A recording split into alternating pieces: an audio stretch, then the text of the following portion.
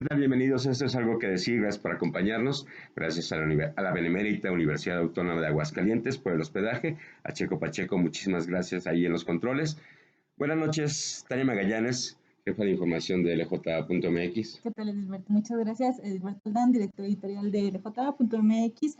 Pues otra semana se nos vino con las campañas. Ya, el cuarto programa de esta nueva temporada. Claro, Y claro, esperemos que sean aparte, más. ¿no? Sí, por supuesto, por supuesto. Y que estamos inmersos precisamente en esto de las campañas y que también hay un panorama amplísimo alrededor precisamente que está imbuido también en esta situación electoral. No sé para ti cómo ha sido al menos en esta semana, qué es los avances que has visto, cómo hemos retrocedido en materia de campañas. Hemos visto que la guerra sucia continúa para, pues, entre todos los candidatos, ¿no? Estamos haciendo un intento porque sea mucho más interactivo. Por la pandemia estamos grabando este programa, lo hacemos con anticipación, pero nos encantaría que en las diferentes plataformas en que lo distribuimos o lo difundimos, aparte del hospedaje que siempre agradecemos de Radio UAA, lo ponemos en la página de lj.mx y lo ponemos también en la sección de podcast de lj.mx, que nos dijeran y nos comentaran, porque uno de los temas que comentábamos está en ello antes de empezar este programa es cómo verlo. Y esta semana justo sucedió lo de la catástrofe, la tragedia de la línea 12, el colapso de una de esas de la línea 12, y bueno, eso se ha mantenido en los titulares. Y sin embargo, pareciera otra vez que un hecho que ocurre en la Ciudad de México, con muy pocos muertos, quiero cuantificarlo y decirlo de esta manera, con Sí. muy pocos muertos porque son 25 muertos, pero si comparas esa tragedia con la gente que está muriendo en la frontera o el número de fosas que encuentras, entonces es donde checas a qué le estamos poniendo atención. Y evidentemente creo que porque los medios nacionales centran su atención en un acto o en algo terrible que ocurrió, pero en la Ciudad de México se le da mayor relevancia, ¿sí? Y que esa relevancia puede opacar todos los hechos noticiosos de otros lugares, Claro. o como en el caso de Aguascalientes, ¿sí? Pero sin embargo creo que es importante que lo dejemos para el final del programa, para no irnos con eso y darle la vuelta una vez más a una revisión de las campañas. ¿Cómo van las campañas? Terribles. O sea, yo no veo otra manera. En estos temas en que Tania propone que veamos en el programa y que le invitamos a que nos comente qué le gustaría que nosotros argumentáramos acerca, tú querías hablar antes de mi visión pesimista y horripilante acerca de cómo van las campañas. Claro. Tú querías hablar de cuáles eran las propuestas en materia de violencia de género de los candidatos. No, pero no solamente eso, porque también acá en Aguascalientes suceden tragedias que por eso me quedé como con la desazón, pero ahorita ya abundaremos y explicarás por qué El feminicidio de Wendy. En esta semana ocurrió el feminicidio, el quinto feminicidio de lo que va en este año.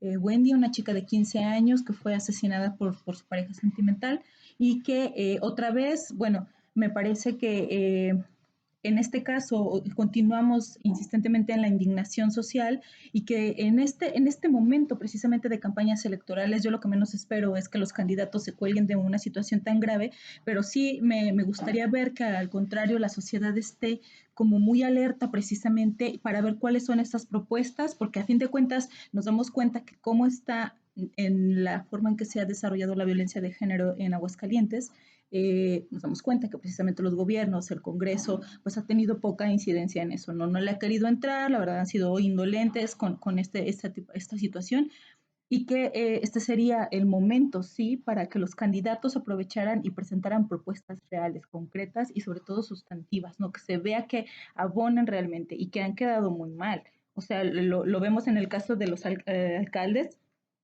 ya lo hemos comentado en otros lados, Norma Guel y Leonardo Montañez, PRI y PAN, teniendo la misma propuesta sobre un silbato rosa que a fin de cuentas es ¿no? Una pulsera. perdón, no, tienes razón, una pulsera, ¿no? Pero que tiene un efecto. Y ese quizá. Iba a decir precisamente silbato, por eso me recordó a Mancera, a Miguel Ángel Mancera en la Ciudad de México precisamente, y que está, exacto, tiene el mismo efecto. Pero quizá valdría la pena decir, porque el Pito Rosa de Mancera, que tanto se hizo burla Mancera cuando fue jefe de gobierno de la Ciudad de México, propuso un silbato que se le diera a las mujeres para que lo tuvieran colgado colgado y en el momento de ser víctimas de un ataque lo pudieran utilizar para llamar la atención. Claro. Y tanto Leonardo Montañez como Norma Guel del PAN, de la coalición PAN-PRD y del PRI, la candidata del PRI, están proponiendo una pulsera rosa conectada al C4 y donde se que estaría conectada al C4. Bueno, Ajá. estaría conectada al C4 y en el momento en que suceda algún ataque hacia una mujer, bueno, la presionaría, algo para mandar una señal al C4 precisamente y ahora sí atender, ¿no? Pero otra vez se les olvida que es dejar la seguridad misma de las mujeres en sus manos cuando no se trata de la violencia de género y que otra vez en una situación de violencia ante el pánico, pues muchas mujeres se paralizan y no habría oportunidad siquiera de encontrarlo, ¿no? Yo me preguntaba insistentemente qué es lo que hubiera sucedido primero para que una chica como Wendy tuviera esa pulsera rosa, se la hicieran llegar de parte del municipio, que aunque Wendy, su asesinato, su feminicidio fue en un municipio, bueno, de todos modos es cómo lo harían patente para que eso funcionara, ¿no? Como una chica, como Wendy tendría uno, y segundo, pues también con eso es... ¿Cómo alcanzaría en el momento de la agresión a presionarlo para poder ser rescatada, atendida? Me parece mucho más relevante del argumento que das, el primero. O sea, es que finalmente lo que está señalando Tania Magallanes es que no se vale darle esa autoridad, esa responsabilidad a las víctimas de tener que presionar la pulsera y por eso invalidas la propuesta. Y me parece que la primera parte de tu argumento es mucho más importante. Es no, porque se tienen que cuidar a ellas. Si una de las potestades del municipio en el 115 es velar por la seguridad, entonces yo también podría pedir una pulsera roja. No, no se trata de eso, ni tampoco se trata de organizar a los vecinos, ni tampoco se trata de hacer cuerpos de vigilancia para que cuiden a las mujeres, ligando estas propuestas huecas.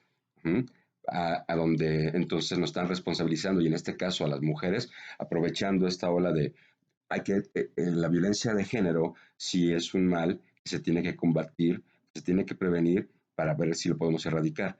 Una pulsera como esta lo que está señalando no es el compromiso de estos candidatos con acabar, con prevenirla, con hacer espacios seguros para las mujeres, sino de decirle, ten, y nos llamas si te pasa algo. Cuando te pasa algo, me echas un fonazo, ¿no? Y ya lo habíamos visto, ahorita regreso a las candidaturas, pero ya lo habíamos visto y precisamente por eso creo que es importante retomarlo, porque a fin de cuentas esta violencia de género que hemos visto ha aumentado también a raíz de la pandemia, pero ha aumentado en un montón de formas. Entonces, no ha habido nada durante la pandemia, ahora que todavía estamos en medio y antes para subsanar este problema tan grande, ¿no? Puedo recordar una estrategia de Teresa Jiménez que era el punto seguro en la capital, que a fin de cuentas pues no abonaba porque era mientras me están correteando, quiere decir que me puedo meter a un establecimiento para ahí guarecerme. No sé eso cómo combate la violencia. Es que justo creo, ¿no? Que lo que quería señalar, o sea, sin hacer mansplaining, es que me parece mucho más importante, o sea, sí, por supuesto, lo que hay que ver es que cómo le estás pidiendo a una víctima de violencia que reaccione. Sí, pero es la segunda parte. Lo primero que le estás pidiendo es, tú cuídate, ¿sale? Es como darle un teléfono, es como darle un pito y cuídate, pero no cumple con el compromiso de hacer calles seguras, de tener lugares seguros, exactamente como lo mismo punto. Como lo del punto seguro, que me parece que es una estrategia fallida, porque a lo que te comprometes como presidente municipal o como alcaldesa es que toda la ciudad sea segura. Para alcanzar la erradicación de la violencia de género, lo primero que tendría que hacer o comprometerse alguien en la presidencia municipal es a que la ciudad sea segura. Por supuesto. Y que de ahí, regresando pues a las campañas electorales, voy a retomar dos que acabo de ver, que también que ya fueron o que siguen siendo diputadas en esta legislatura de Congreso de la Paridad, que ya hemos visto que realmente no ha funcionado precisamente para legislar en materia preventiva, proponer políticas públicas, tener una incidencia pues real tampoco, y que ahora están buscando estas reelecciones, en el caso de Karina Banda del Verde y en el caso de se me acaba de ir esta diputada que estaba promoviendo la ley también para despenalizar el aborto, se me fue. Lo voy a recordar, de Morena. Pero antes, Erika Palomino. Entonces, antes de que vayas con eso, ¿sí? para rematar, sí. O sea, entonces, en la medida en que las candidaturas, ningún candidato, o sea, si en el panorama general, la verdad es que no hay ninguna propuesta para violencia de género. Nada, Entonces, y si nos absolutamente. dijera Norma Guel y Leonardo Montañez, o sea, que son, digamos, los punteros, bueno, no Norma Guel, no, No, perdón, bueno, claro. estos candidatos que son de los partidos tradicionales, que nos se atreven a decirles que sí hay, es no, y están engañando a la gente, porque estas propuestas no están encaminadas a cubrir lo que realmente deberían hacer. Y eso tiene que ver con, para mí, desde mi postura, con todo lo que están haciendo los candidatos. O Claro. sea, en el tema del agua, ninguno, o sea, pero ninguno, por más que lo pongan en su No lema, hay hay ninguno que que tenga una tenga un propuesta tema concreta. y que con su tema tenga una propuesta concreta. Uh-huh. ¿Cómo? Que ¿Por todo lo qué? ¿De traigan, dónde la van a aterrizar? que todo lo traigan, En el sí. caso de estas dos diputadas Uh-huh. que ahora son candidatas porque están esperando reelegirse para diversos distritos. Ella, Reina Banda para diputada federal Y y también Erika Palomino para diputada para local. el diputada local de nuevo, ¿no? Un comentario terrible de Karina Banda que hace es que al final la familia es la que va a contener esta violencia de género otra vez, sin entender precisamente que de dónde surge la violencia de género y en un sistema y de una manera estructural es como va atacando pues el cuerpo de las Es que es mujeres complejo y que otra también. vez sí, sí, sí, sí. O sea, Uh-huh. bueno, es que no nos podemos quedar con No, eso es nada complejo. más, ¿no? Es Es que lo que estás complejo. planteando es ese argumento que te dan los candidatos Claro. o los políticos. Es complejo. Sí, ajá, Uh-huh. desentrañalo, ¿no? Porque aparte ellos ya tuvieron 3 años esta oportunidad para estar ahí de entender. Entonces, bueno, eso por el otro lado. Y ahora una declaración de Erika Palomino es que, bueno, en el lugar específico donde fue asesinada Wendy, pues hay paracaidistas y drogadicción. Entonces, otra vez, terminar así simplificando la violencia de género de esta manera me parece hasta una burla ya, ¿no? En el caso, por ejemplo... El estigma, en el caso de Erika Palomino, era relacionar de la manera más clasista e ignorante, Claro, por decir que supuesto, como hay drogadicción y son por paracaidistas, supuesto. por eso esas son las condiciones. Es Es el posible que se haya estigma de equivocado. clase y el estigma otra vez a las drogas, ¿no? Es posible que tanto Karina Banda como Erika Palomino, no les voy a conceder, pero es posible que al calor de las palabras de la conversación, porque en el caso de Karina Banda fue una conversación en un programa que tiene unas transmisiones en vivo, Tania Magallanes a través del EJ, en donde está entrevistando a las candidatas que ellas quieren y sé que las has invitado a Pues no todas, todas, a las que no aceptan. a las que aceptan. Entonces, es posible que al calor de la conversación puedan cortar. Ya le pasó, hay un montón de videos de todos los candidatos en donde corten y pueden decir barrabasadas, ¿no? Como Claro. Leonardo Montañez diciendo que va a atender a los sectores más vulnerables o más pobres con veterinarias. Estoy convencido de que no quería decir eso. Pero Claro. en el caso de Erika Palomino y de Karina Banda, eran en entornos donde nos están dando una entrevista y donde lo que tenemos que exigir a los candidatos y a la clase dirigente, a los políticos, es que estén preparados. ¿Sí? No es lo mismo perdonar un error, una falla como esta, donde sí hay un claro estigma que se ve en donde dice, bueno, hay paracaidistas y hay drogadicción, porque lo que un político te puede contestar es decirte, ¿a poco no? Sí, sí es cierto, pero esas no son las causas. Claro. Como la pobreza no genera delincuencia. O sea, y en el caso de Erika, perdón, de Karina Banda, que a lo mejor no te deje terminar, me parece terrible la declaración que destacamos, ¿no? Buscando, en vez de proponer o sintetizar qué es lo que ella pensaba acerca de cómo se podían erradicar la violencia de género, por qué se tenía que permitir o no el aborto legal o la adopción homoparental, te dijo confiada, ¿no? Me parece además, ojalá pudieran revisar el video, que de una manera altanera, diciendo que tú no lo entendías porque era complejo y que había que acudir a la sociología y que había Y a que la acudir al derecho. filosofía y al Ajá. derecho. Sí, sí, pero Y bueno, que ya había que hacer sabemos a grandes fin de mentes, cuentas cómo se las gasta, ¿no? Precisamente porque es pero una por favor manera di muy qué fue lo que fácil. dijo. O sea, porque es como si yo te dijera en este momento, hay que acudir a Platón, hay que acudir a Aristóteles. Y yo que ya acudí a ellos, pues la verdad es que no podemos permitir el matrimonio igualitario porque... Sí, precisamente aterrizando en esta idea Mm, de familia, donde ella cree que la familia es la que contiene la violencia de género y que después de, obviamente, estar en una familia, que es lo que considera que le faltó a Wendy, es aparte también terrible sus declaraciones, de verdad. al enfrentarse a la pregunta de, bueno, la concepción de familia que es, ella insiste en que el matrimonio igualitario pues ni siquiera se puede legislar, porque pues desde la sociología tendríamos que entender lo que es una familia, ¿no? Y cuando empieza a desgajar por qué en este Congreso no se ha legislado el matrimonio igualitario, es que dándole entrada al matrimonio igualitario, primero lo que dijo es que se le daría entrada a todas estas personas poliamorosas, que yo creo que tampoco tiene este concepto, pero como tantas personas, luego tenemos una palabra y ya no la soltamos. O sea que si permites las bodas entre dos personas del mismo sexo, ¿qué va a pasar? Se van a querer casar lo dijo, entre muchos, ¿no? Entre muchos, o sea, como ¿no? si fuéramos mormones. No sé. 5 o 7, imagina. No, los mormones ya no se casan. No, perdón, pero, o sea, no sé, pero imagínate tener muchas esposas, que yo no le veo el problema legal. Bueno, es que ni siquiera es eso, ¿no? Pero O sea, después este era más. y en este contexto de la entrevista de Karina es insistir entonces que hay ambientalistas que le piden que le dé figura jurídica a sus mascotas. Entonces, imagínate como en otras partes del mundo las personas se podrían terminar casando con sus mascotas, ¿no? Que yo nada más lo único que pensé en ese momento fue en la figura del finado sí, obispo José María de la Torre cuando la CONAPRED lo reconvino a que se disculpara públicamente y que a fin de cuentas no sucedió, ¿no? Entonces, por estas tendencias otra vez discriminatorias, esta forma de ser violentos en el discurso y otra vez aterrizarlo a las leyes es seguir violentando los derechos de las personas que deciden casarse.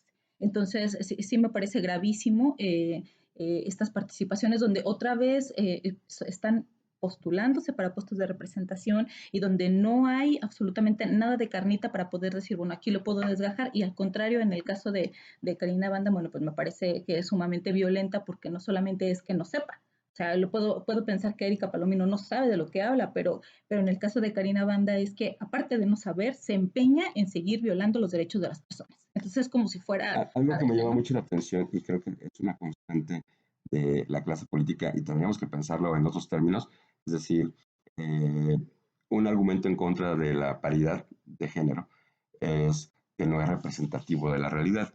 Entonces, los congresos tendrían que ser, o los puestos, los cargos públicos, por meritocracia, por méritos. Pero entonces, si lo que estamos buscando es representatividad en los congresos, el 52% de la población son mujeres. Pero ¿de qué estamos hablando cuando hablamos de representatividad? Bueno, sí, creo que hay un sector, que eso es en lo que se escudan retrógradas como Karina Banda, lo dije yo, retrógradas como Karina Banda, porque, o sea, sí tiene derecho a representar una idea súper conservadora, una idea de familia, está en su derecho.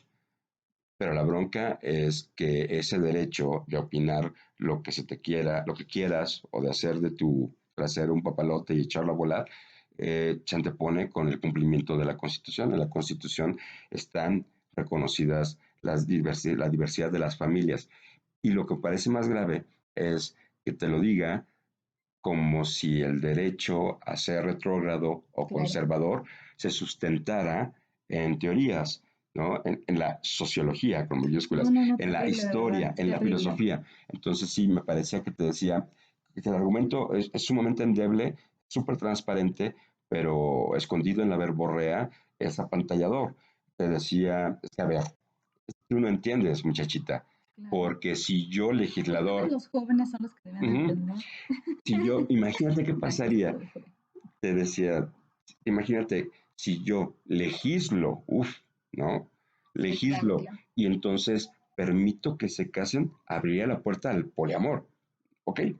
No, yo no veo ningún inconveniente. Si está en la ley. No, pero luego los animales. O sea, que en la búsqueda